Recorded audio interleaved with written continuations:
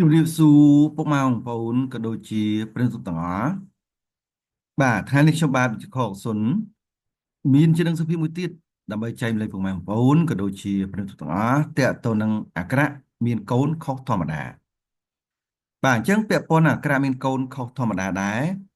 បាទថ្ងៃនេះខ្ញុំមានវិធីសាស្ត្រថ្មីមួយទៀតហើយដើម្បីចែកម្លែកគឺយើងនិយាយអំពីរោគសញ្ញាគ័រមានវិបត្តិដែលភាសាអង់គ្លេសយ៉ាងថា high risk pregnancy បាទយើងឃើញថានៅពេលបច្ចុប្បន្នហ្នឹងគឺតកតងការមានគភ៌អ្នកខ្លះក៏មានគភ៌ធម្មតាទៅអ្នកខ្លះក៏មានគភ៌មានបញ្ហាបាទអញ្ចឹងថ្ងៃនេះខ្ញុំលើកឡើងអំពីគភ៌មានវិបត្តិបាទតកតងរោគសញ្ញាគភ៌មានវិបត្តិហ្នឹងវាមានសញ្ញាអ្វីខ្លះដែលស្ត្រីអាចសម្គាល់បានបាទយើងចង់ដឹងតើគ្នាសូមស្ដាប់ការបកស្រាយរបស់ខ្ញុំបាទជាបន្តបន្ទាប់ដូចតទៅបាទអញ្ចឹងមាតិកាក្នុងនោះយើងឃើញមានពីរចំណុចសំខាន់ទី1គឺសេចក្តីដើមទី2គឺសញ្ញាគភ៌មានវិបត្តិ បាទយើងចង់ដឹងថាតើសញ្ញាគភ៌មានវិបត្តិហ្នឹងវាមានសញ្ញាអ្វីខ្លះដែរបាទដែលស្ត្រីអាចសម្គាល់បានបាទយើងចង់ដឹងតោះនេះសូមស្ដាប់ការបកស្រាយជាបន្តទៅទៀត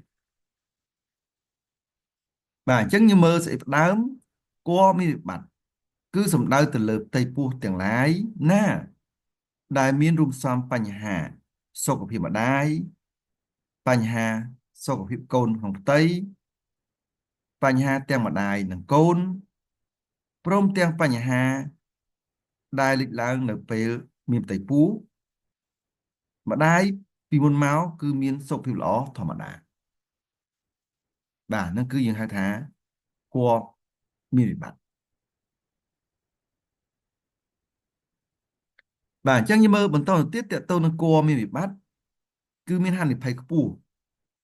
ក្នុងការមានបញ្ហាសុខភាពមុនពេលក្រោយឬក៏អំឡុងពេលសម្រាលបាទអញ្ចឹងវាអាចមានមុនឬក្រោយពេលសម្រាលឬអំឡុងពេលសម្រាលហ្នឹងឯងអញ្ចឹងវាមានសារៈសំខាន់ណាស់ក្នុងការទទួលបាននៅការថែទាំមេដានិងទារកទាន់ពេលសម្រាប់ការមានផ្ទៃពោះនេះអញ្ចឹងការមានផ្ទៃពោះដែលគួរមានបាត់ហ្នឹងគឺត្រូវតែមានការថែទាំមេដាហើយនឹងទារកឲ្យបានទាន់ពេលដើម្បីកុំឲ្យមានបញ្ហាកើតមានឡើងយមើលជាបន្តទៅទៀតតកតងសញ្ញាគួរមានវិបត្តិ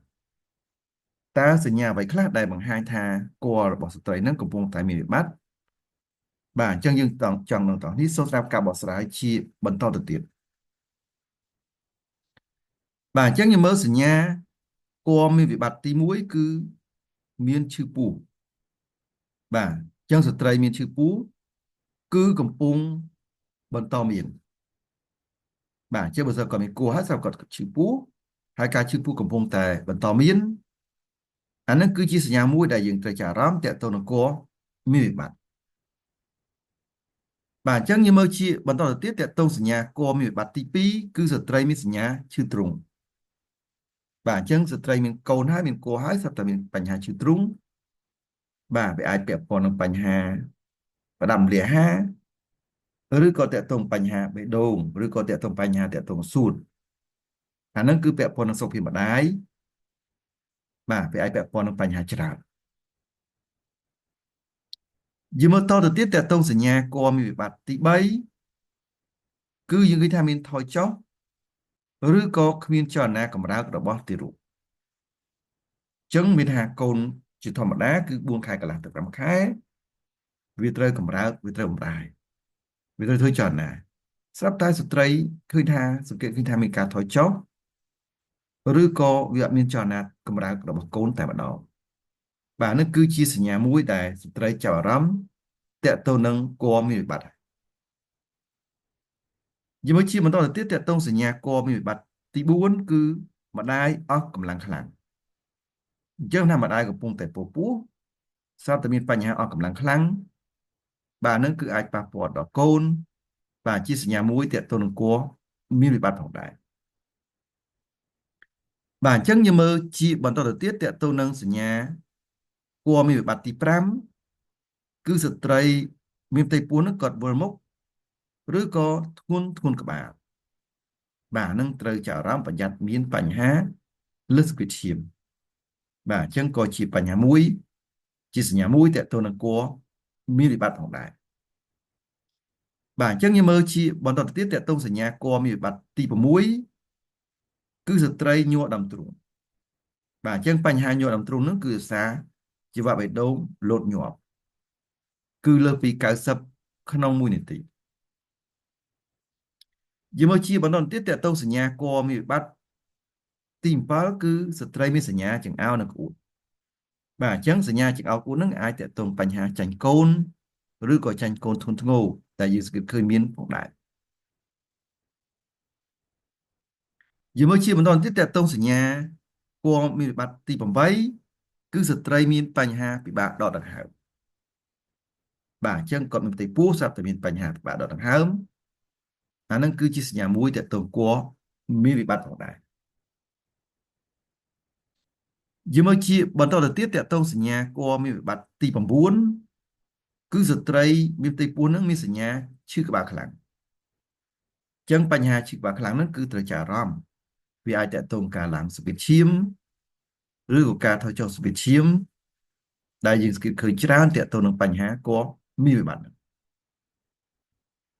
បាទអញ្ចឹងយើងមើលជាបន្តទៅទៀតតកតងសញ្ញាគួរមានវិបត្តិទី10គឺស្ត្រីមានបញ្ហាហើមក្រហមនិងឈឺចាប់នៅអวัยวៈបាទនឹងយើងប្រយ័ត្នតកតងនឹងជំងឺបំរុងកន្លះភ្លើងបាទឬក៏ពាក់ព័ន្ធបញ្ហាទំនំប្រៃផងដែរយើងមើលជាបន្តទៀតតកតងនឹងសញ្ញាគួរមានវិបត្តិទី11យើងឃើញថាមានការហូរឈាមតាមទ្វារមាសនៅពេលដែលស្ត្រីកំពុងតែមានផ្ទៃពោះហ្នឹងបាទមានការហូរឈាមតាមទ្វារមាសអញ្ចឹងត្រូវចាប់អារម្មណ៍បើសិនជាគាត់មានហូរឈាមតាមទ្វារមាសហើយមានផ្ទៃពោះអានឹងគឺជាសញ្ញាមួយតកតងគួរមានវិបត្តិដែរអាចតកតងបញ្ហាកូនក្រានស្បូនឬក៏គម្រាមលួតឬក៏គម្រាមកូនមិនលូតលាស់ផងដែរយើងមើលជាបន្តទៀតតកតងសញ្ញាគួរមានវិបត្តិទី12គឺស្ត្រីមានការធ្លាក់សខុសធម្មតាតាមទ្វារមាសបាទហ្នឹងគឺគេសង្កេតឃើញជាសញ្ញាមួយយើងយកដែរតកតងនឹងសញ្ញាគួរមានវិបត្តិបាទអញ្ចឹងអត់ហើយដែលយើងឃើញសំខាន់តកតងសញ្ញាគួរមានវិបត្តិយើងថាបើសិនជាស្ត្រីមានសញ្ញានៅក្នុងនោះច្រើន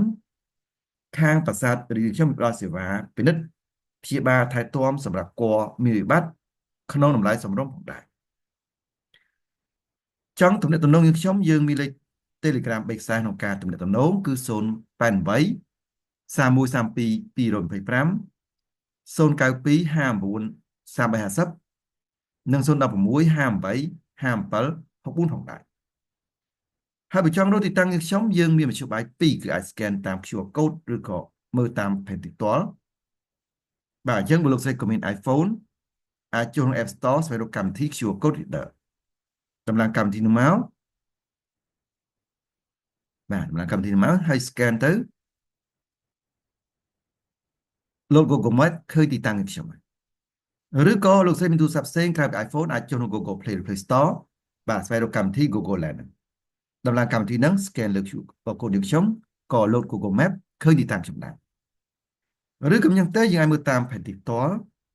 បាទយ៉ាចុះតាមខ្លងទ្វារវត្តសាមសាល់បត់តាមបងវត្តខាងស្ដាំដៃចុះតាមផ្លូវ 16B ត្រង់ចុងផ្លូវគឺដល់ទីតាំងខ្ញុំហើយឬក៏យ៉ាងទៅអាចចុះតាមផ្លូវតផុនច្រកចូលទៅមុខហាង Pizza Comedy តែម្ដងបើសិនបាទពុកម៉ែបងប្អូនក៏ដូចជាប្រិយមិត្តចង់តាមដានព័ត៌មានសុខភាពថ្មីៗដែលគិតថ្លៃច្រើនទៀតអាចចូលរួមជាមួយនឹង Channel Telegram យើងខ្ញុំគឺ MD Coxon Official បាទធ្វើការ scan QR code ទៅដើម្បីចូលទៅក្នុង Channel យើងខ្ញុំបាទចុច Subscribe ឬក៏ Join ដើម្បីតាមដានព័ត៌មានសុខភាពថ្មីៗដែលគិតថ្លៃច្រើនទៀតផងដែរបើសិនបាទពុកម៉ែបងប្អូនក៏ដូចជាប្រិយមិត្តទាំងអស់ចង់ទទួលបាននៅវីដេអូអប់រំសុខភាពថ្មីៗបន្ថែមទៀតតាក់ទងជំងឺទៅបាទតាក់ទងជំងឺរោគស្ត្រីសញ្ញានៃការមានកូនសញ្ញានៃការមានកូនខុសធម្មតាក៏ដូចជាការរៀនពេទ្យរបស់សិស្សពេទ្យបាទយើងអាចចូលទៅក្នុង YouTube Channel វាយពាក្យ Coxon MD Official បាទដោយអក្សរស្រាប់ចុច search ស្វែងទៅពេលនេះគឺ logo របស់យើងខ្ញុំហើយចូលក្នុង Channel ចុចពាក្យ Subscribe និងយល់កណ្ដឹងបាទចុចពាក្យ Subscribe និងរូបកណ្ដឹងគឺសម្រាប់អ្នកថ្មីៗដែលមិនទាន់បាន Subscribe ចឹងនៅពេលដែលយើងផុសវីដេអូលើក្រោយនឹងឃើញក្នុងបណ្ដាញ YouTube ជាបន្តបាទជួប Subscribe អ្នកមួយដើម្បី លើកទឹកចិត្តក្នុងការធ្វើវីដេអូជាបន្តទៀតបាទសូមជម្រាបសួរពុកម៉ែបងប្អូនក៏ដូចជាប្រិយមិត្តទាំងអស់បាទថ្ងៃនេះខ្ញុំបាទវិជ្ជាខកសុនមានជានឹងសភាមួយទៀតដើម្បីចែកម្លែកពុកម៉ែបងប្អូនក៏ដូចជាប្រិយមិត្តទាំងអស់តេតទៅនឹងអក្សរមានកូនខុសធម្មតាបាទអញ្ចឹងពាក់ព័ន្ធនឹងអក្សរមានកូនខុសធម្មតាដែរបាទថ្ងៃនេះខ្ញុំមានប្រធានបទថ្មីមួយទៀតហើយដើម្បីចែកម្លែកគឺយើងនិយាយអំពីរោគសញ្ញាគ័រមានវិបត្តិដែលភាសាអង់គ្លេសយ៉ាងថា high risk pregnancy បាទយើងឃើញថានៅពេលបច្ចុប្បន្នហ្នឹងគឺតកតងការមានគភ៌អ្នកខ្លះក៏មានគភ៌ធម្មតាទៅអ្នកខ្លះក៏មានគភ៌មានបញ្ហាបាទអញ្ចឹងថ្ងៃនេះខ្ញុំលើកឡើងអំពីគភ៌មានវិបត្តិបាទតកតងរោគសញ្ញាគភ៌មានវិបត្តិហ្នឹងវាមានសញ្ញាអ្វីខ្លះដែលស្ត្រីអាចសម្គាល់បានបាទយើងចង់ដឹងតើគ្នាសូមស្ដាប់ការបកស្រាយរបស់ខ្ញុំបាទជាបន្តបន្ទាប់ដូចតទៅបាទអញ្ចឹងមេត្តាក្នុងហ្នឹងយើងឃើញមានពីរចំណុចសំខាន់ទី1គឺសេចក្តីដើមទី2គឺសញ្ញាគភ៌មានវិបត្តិ បាទយើងចង់ដឹងថាតើសញ្ញាគភ៌មានវិបត្តិហ្នឹងវាមានសញ្ញាអ្វីខ្លះដែរបាទដែលស្ត្រីអាចសម្គាល់បានបាទយើងចង់ដឹងតើអ្នកសូមស្ដាប់ការបកស្រាយជាបន្តទៅទៀតបាទអញ្ចឹងយើងមើលស្អីផ្ដើមគភ៌មានវិបត្តិគឺសំដៅទៅលើផ្ទៃពោះទាំងឡាយណាដែលមានរួមផ្សំបញ្ហាសុខភាពម្ដាយបញ្ហាសុខភាពកូនក្នុងផ្ទៃបញ្ហាទាំងម្ដាយនិងកូនព្រមទាំងបញ្ហាដែលលេចឡើងនៅពេលមានផ្ទៃពោះម្ដាយពីមុនមកគឺមានសុខភាពល្អធម្មតាបាទហ្នឹងគឺយើងហៅថាគភ៌មានវិបត្តិបាទអញ្ចឹងយើងមើលបន្តទៅទៀតតទៅនឹងគភ៌មានវិបត្តិគឺមានហានិភ័យខ្ពស់ក្នុងការមានបញ្ហាសុខភាពមុនពេលក្រោយឬក៏អំឡុងពេលសម្រាលបាទអញ្ចឹងវាអាចមានមុនឬក្រោយពេលសម្រាលឬអំឡុងពេលសម្រាលហ្នឹងឯងអញ្ចឹងវាមានសារៈសំខាន់ណាស់ក្នុងការទទួលបាននៅការថែទាំមេដានិងទារកទាន់ពេលសម្រាប់ការមានផ្ទៃពោះនេះអញ្ចឹងការមានផ្ទៃពោះដែលគួរមានបាត់ហ្នឹងគឺត្រូវតែមានការថែទាំមេដាហើយនឹងទារកឲ្យបានទាន់ពេលដើម្បីកុំឲ្យមានបញ្ហាកើតមានឡើងយីមើលជាបន្តទៅទៀតតកតងសញ្ញាគួរមានវិបត្តិតើសញ្ញាអ្វីខ្លះដែលបង្ហាញថាគួររបស់ស្ត្រីនឹងកំពុងតែមានវិបត្តិបាទអញ្ចឹងយើងចង់នឹងតោះនេះសូមស្ដាប់ការបកស្រាយជាបន្តទៅទៀត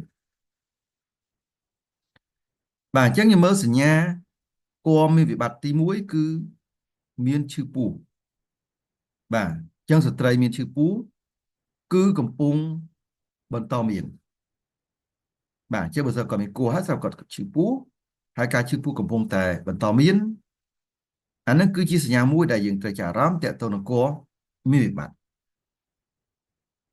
បាទអញ្ចឹងយើងមើលជាបន្តទៅទៀតតកតងសញ្ញាគួរមានវិបត្តិទី2គឺស្ត្រីមានសញ្ញាឈឺទ្រូងបាទអញ្ចឹងស្ត្រីមានកូនហើយមានគួរហើយស្រាប់តែមានបញ្ហាឈឺទ្រូងបាទវាអាចពាក់ព័ន្ធនឹងបញ្ហាផ្ដាំលាហាឬក៏តាក់ទងបញ្ហាបេះដូងឬក៏តាក់ទងបញ្ហាតាក់ទងសួតអាហ្នឹងគឺពាក់ព័ន្ធនឹងសុខភាពម្ដាយបាទវាអាចពាក់ព័ន្ធនឹងបញ្ហាច្រើនយើងមើលតទៅទៀតតាក់ទងសញ្ញាគមមានវិបត្តិទី3គឺយើងឃើញថាមានថយចុះឬក៏គ្មានចលនាកម្រើករបស់ទារកអញ្ចឹងមានថាកូនជាធម្មតាគឺ4ខែកន្លះទៅ5ខែវាត្រូវកម្រើកវាត្រូវបំរើវាត្រូវធ្វើចលនាស្រាប់តែស្ត្រីឃើញថាសង្កេតឃើញថាមានការថយចុះឬក៏វាអត់មានចលនាកម្រើករបស់កូនតែម្ដងបាទនេះគឺជាសញ្ញាមួយដែលស្ត្រីចាប់អារម្មណ៍តកតទៅនឹងគមមានវិបត្តិ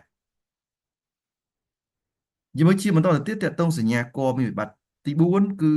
ម្ដាយអស់កម្លាំងខ្លាំងអញ្ចឹងថាម្ដាយកំពុងតែពោពោះស្រាប់តែមានបញ្ហាអស់កម្លាំងខ្លាំងបាទនឹងគឺអាចប៉ះពាល់ដល់កូនបាទជាសញ្ញាមួយតកតទៅនឹងគមមានវិបត្តិផងដែរបាទអញ្ចឹងយើងមើលជាបន្តទៅទៀតតកតទៅនឹងសញ្ញាគមមានវិបត្តិទី5គឺស្ត្រីមានផ្ទៃពោះនឹងគាត់វិលមុខឬក៏ធ្ងន់ក្បាល បាទនឹងត្រូវចាប់អារម្មណ៍ប្រយ័ត្នមានបញ្ហាលើសវិតឈាមបាទអញ្ចឹងក៏ជាបញ្ហាមួយជាសញ្ញាមួយតើតើនឹងគួរមានវិបត្តិផងដែរបាទអញ្ចឹងយើងមើលជាបន្តទៅទៀតតើតើសញ្ញាគួរមានវិបត្តិទី6គឺស្ត្រីញ័រដើមទ្រូងបាទអញ្ចឹងបញ្ហាញ័រដើមទ្រូងហ្នឹងគឺសារជីវៈបេះដូងលោតញាប់គឺលើសពី90ក្នុង1នាទីយើងមើលជាបន្តទៅទៀតតើតើសញ្ញាគួរមានវិបត្តិទី7គឺស្ត្រីមានសញ្ញាចង្អោរនិងក្អួតបាទអញ្ចឹងសញ្ញាចង្អោរក្អួតហ្នឹងអាចតកតងបញ្ហាចាញ់កូនឬក៏ចាញ់កូនធ្ងន់ធ្ងរតែយើងសង្កេតឃើញមានផងដែរយើងមើលជាបន្តទៀតតកតងសញ្ញាគួរមានវិបត្តិទី8គឺស្ត្រីមានបញ្ហាពិបាកដកដង្ហើមបាទអញ្ចឹងគាត់មានផ្ទៃពោះស្រាប់តែមានបញ្ហាពិបាកដកដង្ហើមអាហ្នឹងគឺជាសញ្ញាមួយតកតងគួរមានវិបត្តិផងដែរយើងមើលជាបន្តទៅទៀតតកតងសញ្ញាគួរមានវិបត្តិទី9គឺស្ត្រីមានផ្ទៃពោះហ្នឹងមានសញ្ញាឈឺក្បាលខ្លាំងអញ្ចឹងបញ្ហាឈឺក្បាលខ្លាំងហ្នឹងគឺត្រូវចាប់អារម្មណ៍វាអាចតកតងការឡើងសម្ពាធឈាមឬក៏ការថយចុះសម្ពាធឈាមដែលយើងសង្កេតឃើញច្រើនតកតងនឹងបញ្ហាគួរមានវិបត្តិហ្នឹងបាទអញ្ចឹងយើងមើលជាបន្តទៅទៀតតកតងសញ្ញាគួរមានវិបត្តិទី10គឺស្ត្រីមានបញ្ហាហើមក្រហមនិងឈឺចាប់នៅអวัยวៈបាទនឹងយើងប្រយ័ត្នតកតងនឹងជំងឺបំរុងកន្លះភ្លើងបាទឬក៏ពាក់ព័ន្ធបញ្ហាទំនំប្រៃផងដែរយើងមើលជាបន្តទៀតតកតងនឹងសញ្ញាគួរមានវិបត្តិទី11យើងឃើញថាមានការហូរឈាមតាមទ្វារមាសនៅពេលដែលស្ត្រីកំពុងតែមានផ្ទៃពោះហ្នឹងបាទមានការហូរឈាមតាមទ្វារមាសអញ្ចឹងត្រូវចាប់អារម្មណ៍បើសិនជាគាត់មានហូរឈាមតាមទ្វារមាសហើយមានផ្ទៃពោះអានឹងគឺជាសញ្ញាមួយតកតងគួរមានវិបត្តិដែរអាចតកតងបញ្ហាកូនក្រានស្បូនឬក៏គម្រាមលួតឬក៏គម្រាមកូនមិនលូតលាស់ផងដែរយើងមើលជាបន្តទៀតតកតងសញ្ញាគួរមានវិបត្តិទី12គឺស្ត្រីមានការធ្លាក់សខុសធម្មតាតាមទ្វារមាស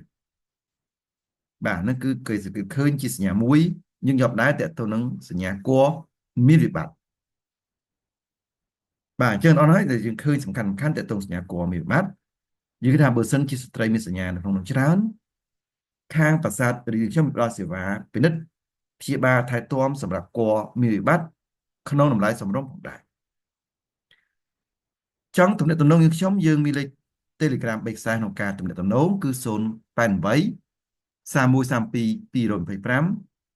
092 59 350និង016 58 57 64ផងដែរហើយបើចង់រកទីតាំងយើងខ្ញុំយើងមានមធ្យោបាយ2គឺអាច scan តាម QR code ឬក៏មើលតាមផែនទីផ្ទាល់